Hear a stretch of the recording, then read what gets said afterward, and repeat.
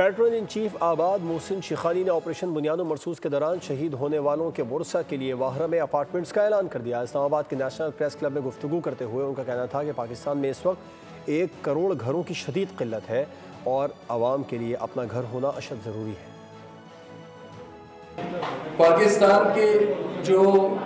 اس وقت ہماری آرمی، ہمارے جتنے بھی لوگ اور جو مورل اپ ہوا ہے، تو میں اپنے شہداء جتنے اس میں ہے